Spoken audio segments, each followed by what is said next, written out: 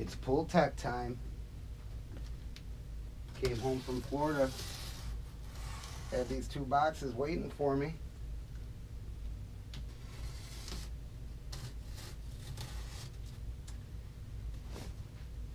Audioscape. It's got the fragile stickers. Seems like it's packaged right, just like the 1176s. Got a razor blade. Got to be careful here. Just like last time. Nice and easy. All right. This is oh,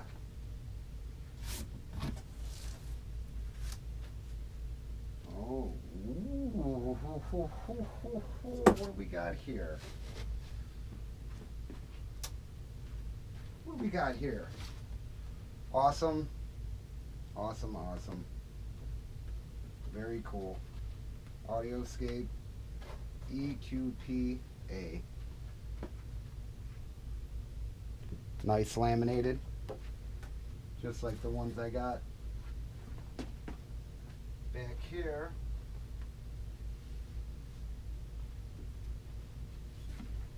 With my F-Revs. I just think this is cool.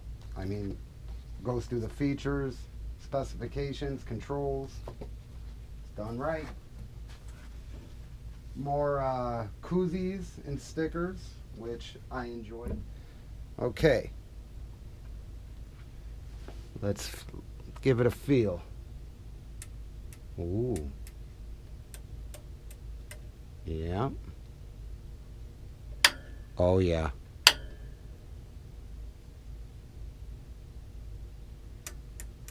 That feels good.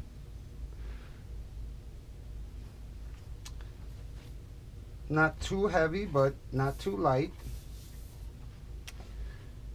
Knobs feel good. Smooth. I like chunky knobs. Pull text just looks so cool. And I got a matched pair here. You know what that means? They're both blue. Okay, so I should mention that all the screws are nice and countersunk. The metalwork feels very good. It's powder coated. Nice faceplate, good screen printing. The knobs feel great. Very good.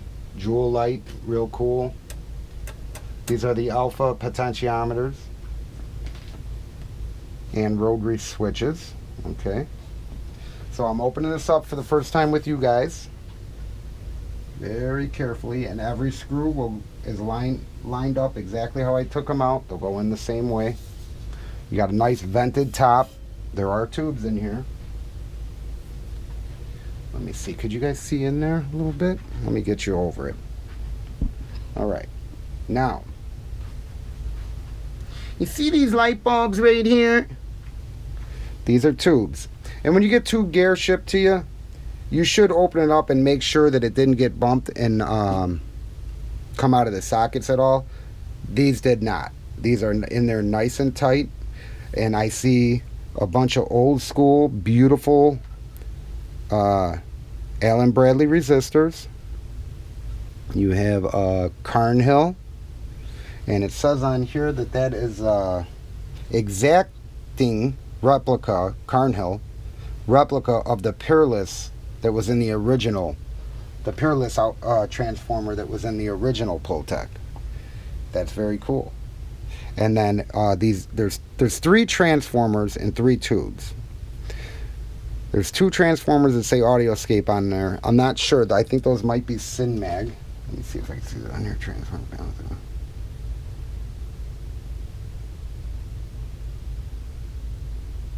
I don't know. Too excited to read. Let's look at these tubes. Ooh, this one's an old school RCA. I'm not sure what this one is. But I think they put old school tubes in here, vintage tubes. Very, very, very cool. This thing is beautiful. Look at that. I've heard an original.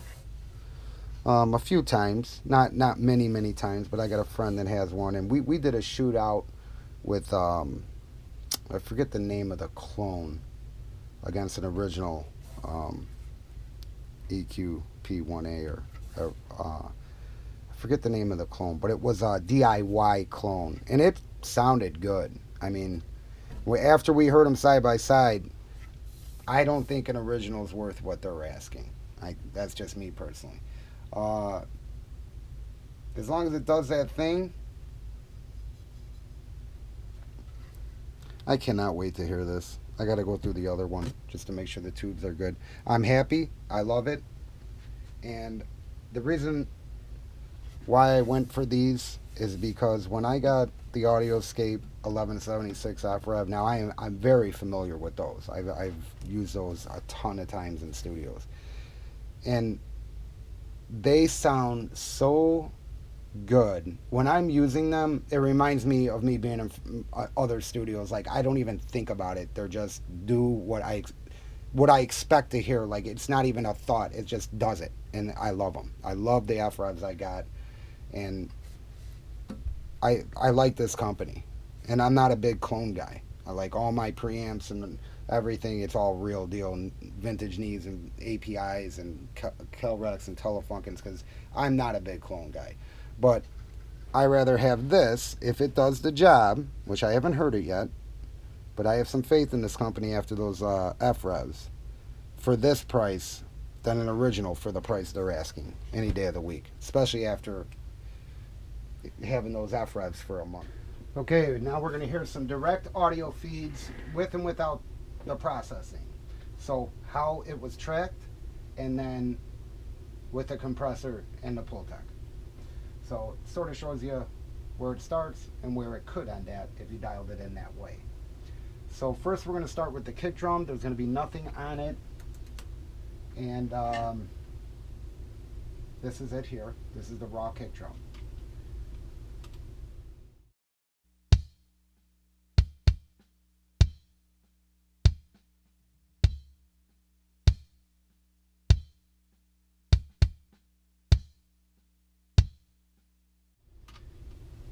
Okay, and now we are going to go to the processed kick drum. It will be louder because you are boosting with you're boosting some low end. I believe I boosted 60 hertz, or yeah, 60 hertz, and there's also compression on this, the DBX 160 VU, and that is that. That's all that's on there. Here's the process tracks, no plugins.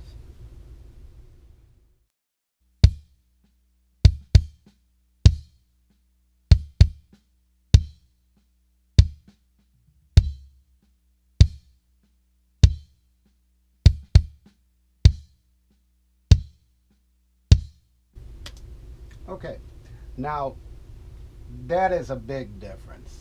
Just adding the compressor would be a big difference, but I hear what the Pultec's doing. It's boosting that 60 hertz that I have. A lot of people use that on kick drum, and the top end is sweeter,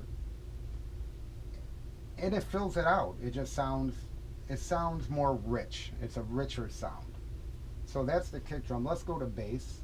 And this bass is just a quick DI that I threw on. I'm going to have a real bass player actually track these tracks once this mess is over. So let's go to the raw bass.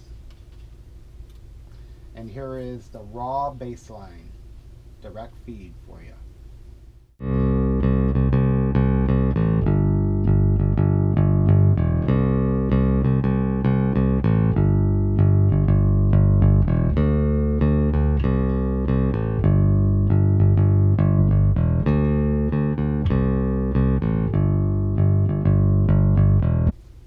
Okay, now we are going to hear the processed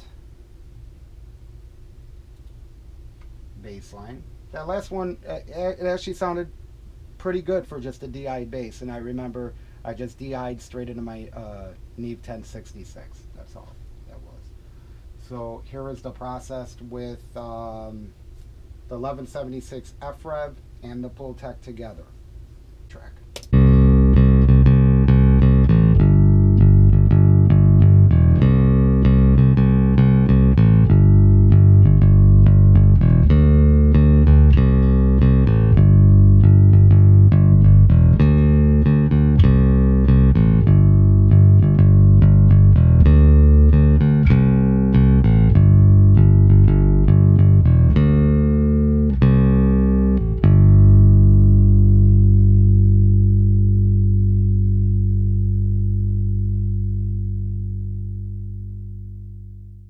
that was the 60 hertz. I could tell by hearing it.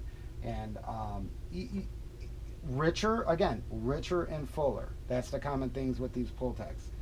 It's a big difference hearing the unprocessed tracks with the processed tracks. But even if I took the Pultec out of the equation, it'd still be a big difference because I'm going through an 1176. But I wanted to hear what the finished track could be. So I used the compressor and the Pultec EQ. So I don't have to prove to you that a Pultec is great. Over time they prove themselves. That's the reason why they're a staple and a classic. But I want to show you what it could do. And that sounds pretty full and rich and good. Rounder, bigger, fuller, and that 4K on the bass is just ringing. It like adds, you hear the attack of the string. You could hear the string rating out. That 60 hertz, it fills in the bottom end. Now on a full mix, I would, and I was messing around with this, I'd do the 30 hertz, I'd boost and attenuate, find a sweet spot to where it wasn't overdoing it, and then I'd probably pull up the 12 or 16K on a full mix, boost a little bit and attenuate, because you just got to find that happy space with any piece of gear. Cool thing about Pultecs, you throw these on a mix, you boost, you attenuate, you choose how narrow you want the high end. This is for the high end. This is your low end section. This is your frequency. CPS, it's basically the same thing as hertz, stands for cycles per second. And this is 1,000 cycles. So basically, here's how the Pultec works, and I'm no one to learn from on this. I'm just going to explain what I sort of know. This is your low end frequency, 20, 30, 60, 100 hertz. This is your boost right here, and you could attenuate. So you're boosting and attenuating, and it does a really cool thing when you do that. It's pretty cool. I can't explain it, can't explain the science behind it. It just does. All right, and now, so these three knobs is your low end. And these four knobs, 1, 2, 3, 4, that's your high end. Again, you pick your frequency from 3,000, 4, 5, 6, 5, 8, 10, 12, 16, right?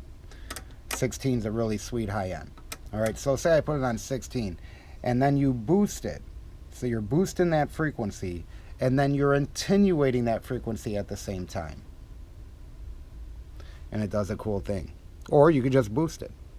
Now, this knob here is your bandwidth for your high end, I believe. So what you do is you could sharpen it, make it more sharp or broad, depending on which way you have this.